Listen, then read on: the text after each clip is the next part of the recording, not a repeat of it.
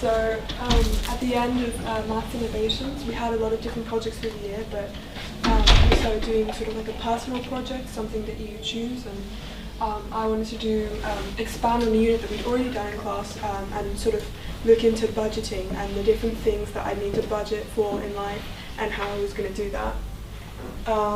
So in general, I looked at some of the biggest life expenses that you can expect just as a person. So probably going to university is a big expense, buying a car, if you choose to buy a car, buying a house, having children is a very big expense, and also retirement. And then I looked into specifically university tuition because that's coming up for me, and then also buying a house in the future and what it would take to have enough money for retirement, even though that's quite far in the future. So in terms of student loans, I wanted to see see how I could pay back a student loan and how much it would take, and the university that I would really like to go to is Concordia in Montreal. So I went on their website and I looked at all of the different fees that they have, and I would expect to pay about 4,600 Canadian dollars a year, and 2 installments per year, and so that's 18,400 Canadian dollars for 4 years. Because the course that I would take 4 years, and so then I use an official Canadian government website where you can look at how much money you'll have to pay back for a government loan. So if I take out a student loan of 18,400 Canadian dollars, I would probably do it year by year, but over the time it would be that much. Then I could have a 10-year loan term to pay off my student loan, and I wouldn't pay it back for 4 years while I'm still in university. And then the 7.7 interest rate is the interest rate in the province of Quebec for student loans. And you can either have a variable or a fixed interest rate. And variable means that as you're paying back your student loan, the interest rate can change. Whereas if you have a fixed one, then it's going to stay the same, but it means that it will be higher in the beginning because they have to account for changes in the market. And then if you look at here, you can see that even though I'm originally only taking out 18,400 Canadian dollars, I would then have to pay back 38,000 Canadian dollars. So I'm essentially adding like 20,000 Canadian dollars just to pay back this student loan. So I think that was definitely a good insight for me to see what's coming, to sort of be able to think about that and the time you take back to pay your student loan. It really adds on, the interest rate really adds on to the price, so that makes a very big difference. And you know, 20,000 extra Canadian dollars is a lot. So that was very interesting for me to see and to kind of have a better grasp of how student loans actually work and what I can expect to pay back in the long run. And then I also looked at sort of university budgeting for when I'm in university and all of the different expenses that I would need to budget for. So on a monthly basis, you probably need to budget for public transport, although it depends how you're paying it, because some things might be paid over the year or some things might be paid by month. But for my specific university, and if I was living in Montreal, this is how I would pay it. So public transport by month, and then food or groceries and eating out, also rent, internet, a phone plan, and any sort of leisure activities. And then on a yearly basis, there's tuition fees, health and dental insurance, although in Canada we have Medicare, which is like sort of like a version of the NHS, National Health Care. So that's optional depending on how you want to do it. And then also my school would want you need to budget for books and supplies that you need to buy. So those are just, I think it was interesting to break down all of the different factors that I need to think about when I'm distributing my money, and think about all the different things that I need to budget for, because I think obviously things like food or rent, they definitely come to mind when you think of budgeting, but like internet and a phone plan, that kind of just doesn't really occur to me straight away, so that was definitely good to think about. And then in terms of buying a house, going a little jump into the future, I thought about all of the requirements that I would want for owning a house and sort of what interests me. And so I would want probably to be close to London, but not in London. because that would be very expensive. And then to have 3 to 5 bedrooms and 2 bathrooms, because that's a problem in my household that we only got 1 shower and then 4 people. And also nearby public transport. And then I was looking on the market in places around London within like an hour's commute that suited all of these factors. And I found that the price range was sort of between £300,000 to even like £1 million. And it really depends where you are and what you want and what kind of house you're getting. And then you need to, if I were to buy a house, then obviously I'm not going to have enough money to just pay it myself. I need to get a mortgage and then be paying that off for a very long time.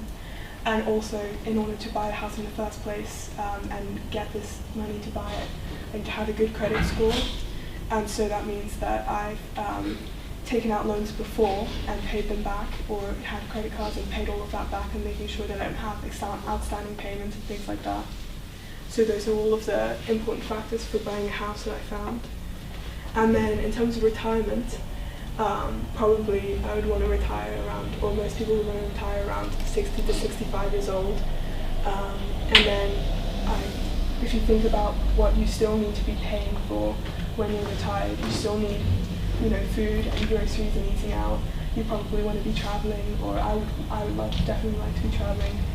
You need housing. Hopefully by that time I've paid off my mortgage, and so I'm living in my house. Transport, in the UK at least, once you're over I think 60 or 65, you get free public transport. And then health insurance is definitely a big one. And then again, internet, phone plan, things like that, and bills. And then in terms of savings and pensions, you get, I was looking at the different pensions that I'd be eligible for. So you get a government pension if you're in the UK, but that's not very much. And then you might also have a workplace pension. And then the general rule, something that we learned about in class, is that you probably want around £1 million in the bank before you retire, so that you can live off of that. So that's a goal of savings for me, and I have to work through each year what I'd be saving to try and get up to that. And that's the end of my presentation. Wow.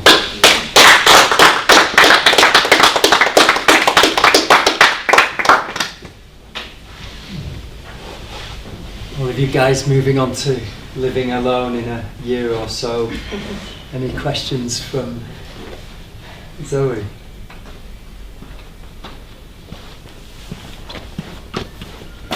So you said you looked at like your phone bill and the internet and such. So did you see, would you be able to tell me how much it is to be paying for all of that? Like phone specifics and like internet and such. When I was in the looking, UK. Oh, this was in Montreal. Oh, sorry, in Yeah. Montreal. In Montreal, I think it's about 38 Canadian dollars per month for a cell phone plan. I think that was the number. And then in terms of internet, I think that was about $50 a month on the cheaper side. But then if I had a roommate, I could split that in two, so then it would be like $25 a month. That's not bad. It's not bad, but it depends. Like if you need good internet because of work or something like that, then you probably want to invest a bit more in it. Yeah, I was thinking beyond that as well, in terms of like the differences between catering for yourself with groceries and cooking at home versus eating out, even if it's just fast food, sandwiches. Like that's really insightful. I mean, you could do a really good service to so many people if you've done the work and can share it, and so people have a real clear idea of what their outgoings are going to be and how much they're going to need to save for or earn to actually pay that.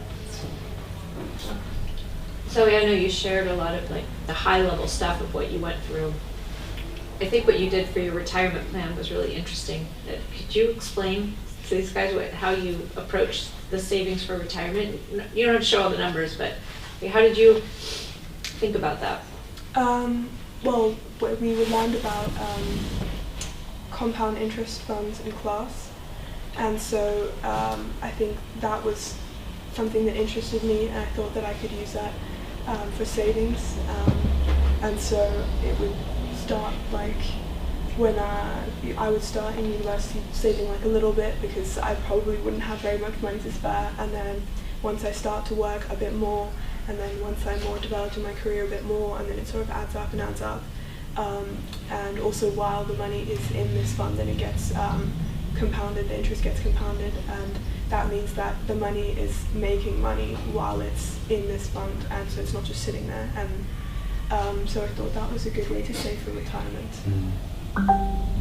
Did you come up with the magic figure then of what you might need to save each month? Or? Yes, so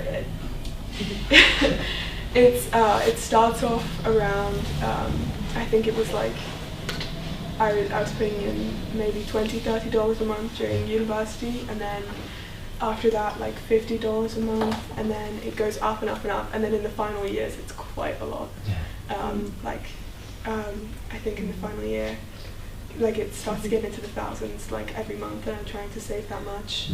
And so there was a bit of overshoot, because I think my final figure was 1,100,000 and some other stuff. So then if I don't, if there's some years where I can't save as much, then that's all right, like there's some space to work with.